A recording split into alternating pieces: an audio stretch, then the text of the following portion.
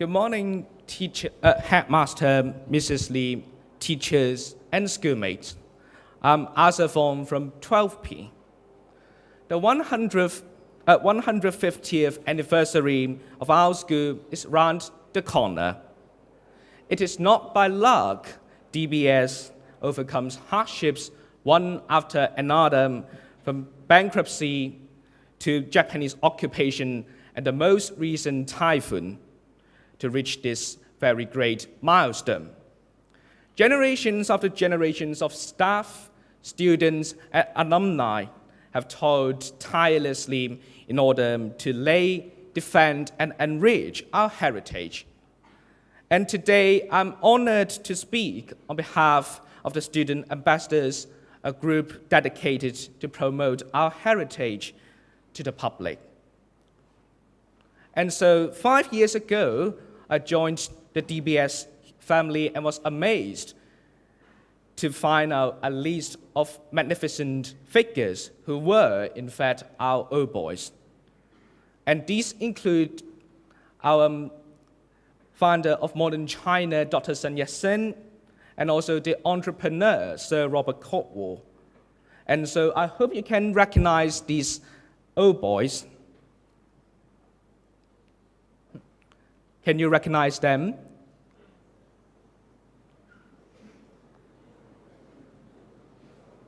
And so you can see, we can say our school is actually a very large cradle for greatness, because we have produced a lot of great people from different trades, ranging from the sports, music, the business, the law, and medical sector. And so knowing myself was standing on the very spot, this great man grew and matured, made me felt akin to brushing shoulders with these very famous and successful figures in the society. And so I hoped to dig deeper into the school's history. I was even more excited when I found out actually we had a very great museum where we showed a vast collection of exhibits from the personal items of old boys, such as the school badges, the ties, the flags, and even the certificates of several teachers, like Mr. Lai's history scholarship, Chinese history scholarship. And so I've realized that our school has a very unique history, and therefore, I hoped to contribute more and more to promote our heritage to both our students and also the public. Later, when I was offered a post in the Student Ambassadors, I didn't hesitate to join. And the Student Ambassadors serve as a bridge to connect DBS to the public and will promote our culture, our heritage, and our history to the world. And usually we will lead tours when visitors come to our school, be it principals from other schools, donors, old boys, or even PD students. And yet, we are not just tour guides. We also help manage the museum by holding different special exhibitions regarding different aspects of our history, including one exhibition on the old laboratory equipment. And this exhibition is about the 46 old boys who actually sacrificed themselves during the Second World War. And also we had the war machines of the Second World War exhibition, in which we displayed a variety of World War II weapon models. And we hoped through these meaningful exhibitions, we can not only promote the history of just our school to our boys, but also the wider scope of the world history to the public, so we can all reflect on our past. And so my experience as a student ambassador has truly been a very eye-opening one. I've met people from different trades while leading different tours, and they include principals and PD students and so on.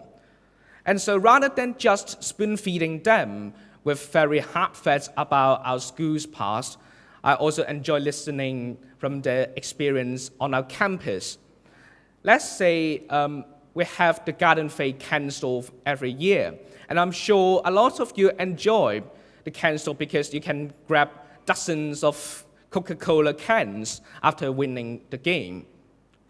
In fact, I've heard from a visiting old boy they used to have food cans in the past because the Garden Fete was meant to help the underprivileged boys who struggled to make ends meet. And therefore, we can see from the can store's history that we had a very humble origin as an orphanage in which we strived to help the needy in society. And so I've seen the Garden Fete from then as a reminder of our very humble and modest origin, rather just a very blissful annual open day or party. And of course, I've learned a lot apart from the experience of leading tours.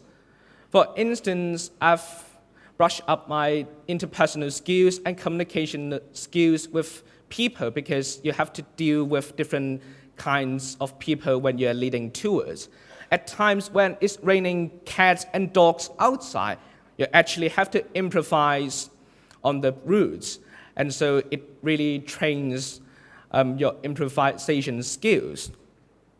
Also, we have different kinds of activities, such as the conservation workshops, where I can apply different kinds of knowledge in chemistry in order to protect the artifacts, including the Dr. Sun Yat-sen's statue, some paper artifacts such as our school history books, and so on.